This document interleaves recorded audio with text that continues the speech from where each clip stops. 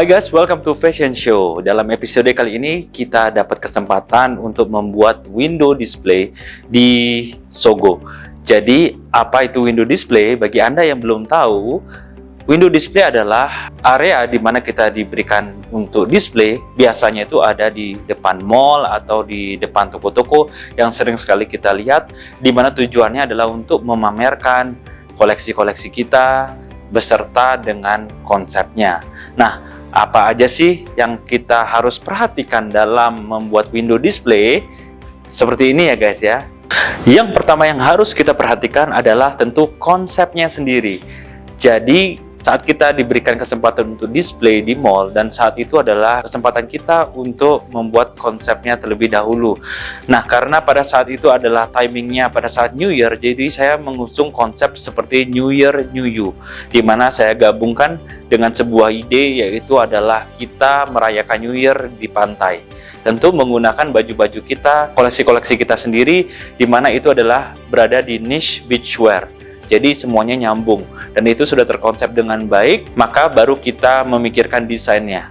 Nah, begitupun juga misalnya seandainya kata nanti kita akan mendisplay pada saat temanya di bulan Februari, kita tahu adalah Februari adalah hari Valentine, jadi kita bisa mendesain dengan konsep yaitu adalah love gitu, di mana Februari Valentine identik dengan love. Jadi kita harus bisa menggabungkan juga dengan niche dari pakaian kita. Misalnya kalau saya di beachwear ya tentu berhubungan dengan pantai, mungkin saya akan mengusung konsep yaitu adalah romance on the beach ya. Jadi romansa di pantai. Jadi itu bisa saya pakai sebagai konsep untuk window display saya. Setelah kalian sudah tahu konsep, yang kedua adalah kalian harus terjun ke tempat displaynya itu berada, dan kalian harus mengecek segala ukurannya secara detail, dari panjangnya, lebarnya, space yang diberikan itu berapa. Yang pasti, apakah di kaca kita boleh menggunakan stiker atau enggak, kita semua harus bertanya secara detail. Ukuran-ukurannya kita juga harus mengambil ukuran dengan pasti. Tapi seperti kesalahan yang kita buat adalah kita berpikir bahwa tinggi dari backdropnya itu adalah sama dengan tinggi di kacanya.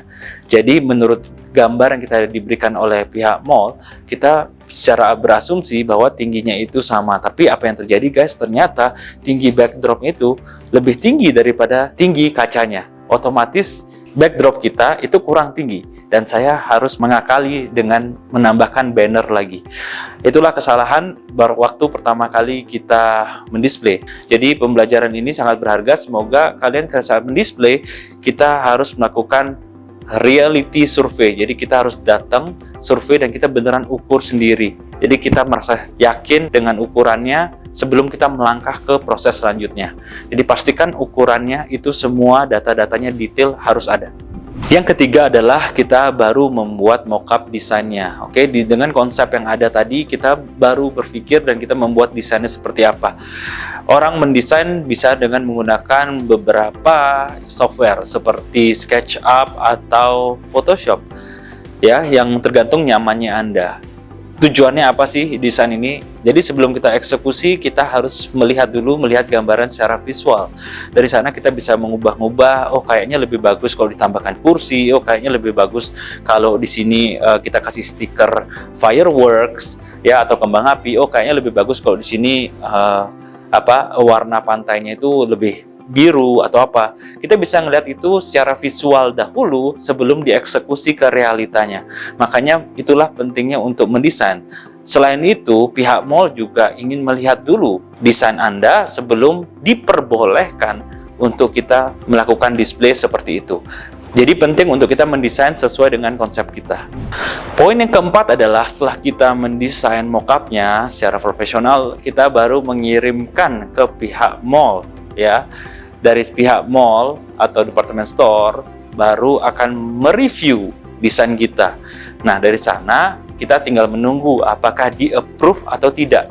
Saran saya jangan pernah mendisplay sebelum di-approve sama pihak mall. Jadi kita harus bisa meyakinkan pihak mall dulu dengan desain kita, konsep kita, lalu jika di-approve baru kita boleh eksekusi. Jadi kalian harus ingat izin-izinnya dan approval-nya ya. ke PIC-nya siapa, semuanya itu harus lengkap dulu, data-datanya secara legal, izin-izinnya lengkap, oke, baru kita bisa eksekusi. Yang kelima, baru kita mencari vendor. Ya, boleh sih kita mencari vendor sudah duluan, tapi vendor yang bisa mengeksekusi ide-ide kita ini kita harus cari secara spesifik. Siapa yang bisa mengeksekusi untuk pembuatan stiker, siapa yang bisa mengeksekusi untuk pembuatan backdrop, siapa yang bisa mengeksekusi untuk pembuatan surfing board atau kursi.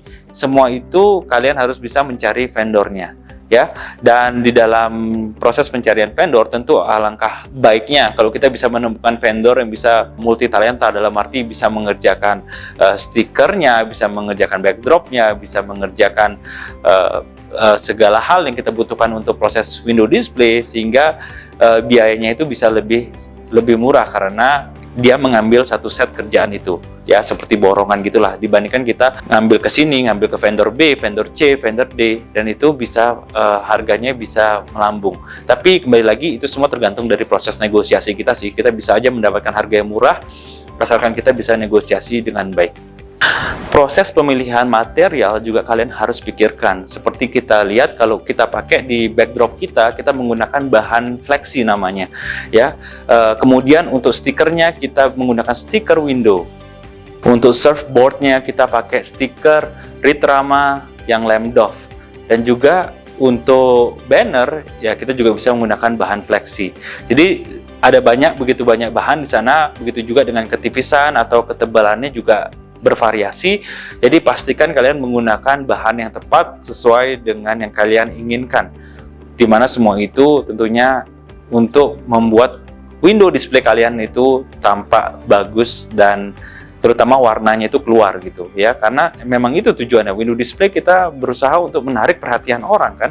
Begitu orang lewat, wow, window display kita itu menarik, ngelihat produk-produk kita, ngelihat konsepnya kita, akhirnya mereka akan masuk ke toko dan untuk membeli baju-baju kalian.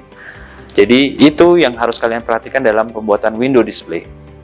Nah, itulah proses pembuatan window display. Semoga ini bermanfaat. Kalau kalian suka, jangan lupa untuk di like, di share, dan di subscribe ya. Nyalakan loncengnya supaya saya selalu semangat bisa memberikan konten-konten di dalam dunia fashion planner, dalam retail, dunia garment, dan membangun fashion brand. Itu memang nggak mudah, tapi ya I'm just sharing my story, I'm just sharing what I know.